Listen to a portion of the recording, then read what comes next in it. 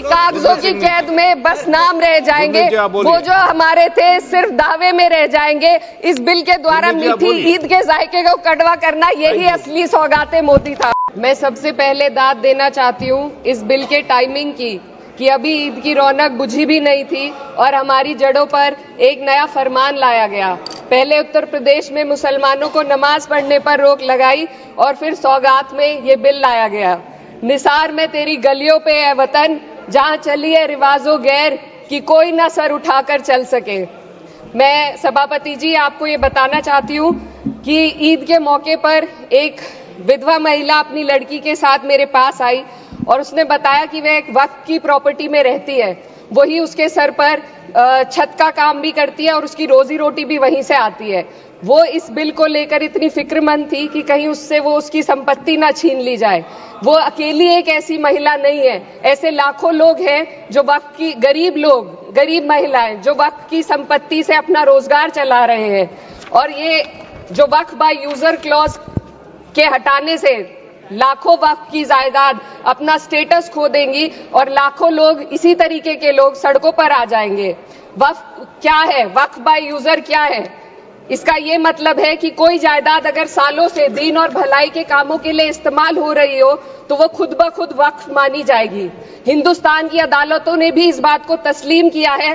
Waqf by user सिर्फ वक्फ board को ही मिली कोई खास सौगात नहीं है, ये बल्कि सभी अन्य धार्मिक ट्रस्टों को परंपरा और यूज के आधार पर बिना किसी डॉक्यूमेंटेशन के धार्मिक चरित्र को डिक्लेयर करने का राइट मिला हुआ है।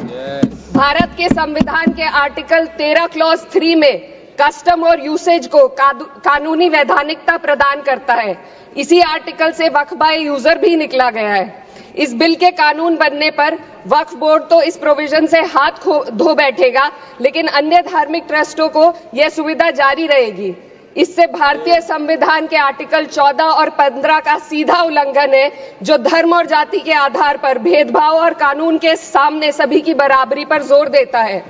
मैं इसके साथ ये भी कहना चाहती हूँ कि सत्ता के लोग जो एक दूसरे की पीठ थपथपा रहे हैं कि वक्फ बाय यूजर का जो अमेंडमेंट इन्होंने दिया उसको एक्सेप्ट कर लिया गया है, लेकिन इनकी शरारत यह है कि उसके साथ ही एक ऐसा प्रोवाइजो इसमें शामिल किया गया जिसके आधार पर यह कहा गया है कि अगर कोई भी वक्फ की संपत्ति विवादित हो तो वो अपना वक्फ स्टेटस खो देगी। तो जो अमेंडमेंट इन्होंने दिया है, जिसको एक्सेप्ट कर लिया गया है, उसका कोई मतलब नहीं है। ये इनकी नीयत है जो साफ जाहिर हो रही है।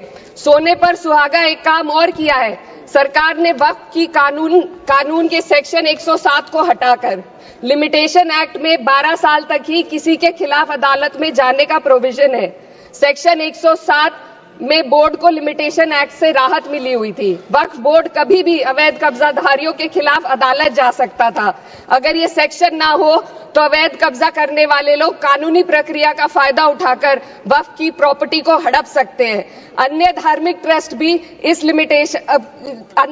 ट्रस्टों पर भी ये लिमिटेशन एक्ट लागू नहीं होती, तो फिर वक्फ बोर्ड के साथ ये सौतेला रवैया क्यों किया जा रहा है? धर्म को देखकर दोहरी नीति क्यों अपनाई जा रही है? सेक्शन 107 और वक्फ बाय यूजर को अगर एक साथ पढ़ा जाए तो इससे लाखों वक्फ की प्रॉपर्टी पर कब्जा किया जाएगा। इसलिए ये बिल मुसलमान की भलाई का नहीं बल्कि उनके वजूद और विरासत को मिटाने का बिल है। हिंदुस्तान में बहुत सारे धार्मिक ट्रस्ट हैं जिसमें उस खास मजहब के लोग शामिल होते हैं और उसका इंतजाम करते हैं, और ये बात समझ में आने वाली भी है क्योंकि जो व्यक्ति अपने मजहब के रीति रिवाज को जितना अच्छे से समझ सकता है, किसी अन्य मजहब का व्यक्ति नहीं समझ सकता। आर्टिकल 26 क्लॉज 2 के तहत धार्मिक संप्रदायों को अपने मजहबी इदारों के एडमिनिस्ट्रेशन का हक देता है, लेकिन वक्फ बोर्ड के बारे में इसको उल्टा किया जा। Sir 2 minute sir please 2 minutes. सरकार इसे एक सेक्युलर बॉडी मान रही है और इसमें गैर मुस्लिमों को शामिल करने की बात कह रही है। आपके मुंह से सेक्युलरिज्म की बात सुनकर अच्छा लगा, लेकिन अगले ही पल ये भ्रम टूट जाता है क्योंकि आपको सिर्फ दान देने के लिए प्रैक्टिसिंग मुस्लिम का आपने क्लॉज डाला है, लेकिन बोर्ड में बैठने के लिए मुस्लिम होने की कोई आपकी क्लॉज नहीं है। तो इससे आपकी जो दोहरी नीति है वो साफ जाहिर होती है। ये वही सरकार है जिसने राम जन्मभूमि ट्रस्ट में ये लिख दिया कि जिला अधिकारी भी अगर होगा तो हिंदू होना चाहिए। कोई मुझे बताए कि वहां पर सेक्युलरिज्म का रस क्यों नहीं घोला गया। सर, आखिर में मैं अपनी बात को खत्म करने से पहले महिलाओं का मुद्दा बार बार उठाया जा रहा है। सरकार का कहना है कि बोर्ड में मुस्लिम महिलाओं को रिप्रेजेंटेशन देंगे। इस कानून से पहले भी मुस्लिम महिलाएं बोर्ड में मेंबर रह चुकी हैं और मिनिमम 2 का प्रोविजन था, उससे ज्यादा भी हो सकती थी। सर, मैं ये कहना चाहती हूँ कि सरकार ने महिलाओं के लिए ऐसा कौन सा नया काम किया जिसका ढिंडोरा सरकार का हर सदस्य पीट रहा है। इस बात की तायीद अगर आपकी तरफ से कोई मुस्लिम महिला करती तो हम उसका यकीन भी करते, लेकिन अफसोस आपकी इतनी लंबी कतार में एक भी मुस्लिम महिला नजर नहीं आती है। सर, मैं खुद एक मुस्लिम महिला हूँ, मैं सिर्फ एक मैं माइनॉरिटी महिला हूँ। इस सदन में हम सिर्फ 2 महिलाएं हैं और उस नाते से मैं ये बात कहना चाहती हूँ कि इस बिल के माध्यम से मुस्लिम महिलाओं को कुछ नहीं मिल रहा है। ये हमें कुछ नहीं देना चाहते, सिर्फ टोकनिज्म हमारे नाम पर बनाकर एक नैरेटिव मीडिया में चलाना चाहते हैं। तो ये बिल मुसलमान की भलाई का नहीं, उनकी पहचान को मिटाने का है। सर, अंत में मैं बस यही कहना चाहती हूँ कि कागजों की कैद में बस नाम रह जाएंगे, वो जो हमारे थे सिर्फ दावे में रह जाएंगे। इस बिल के द्वारा मीठी ईद के जायके को कड़वा करना, यही असली सौगाते मोदी था। बहुत बहुत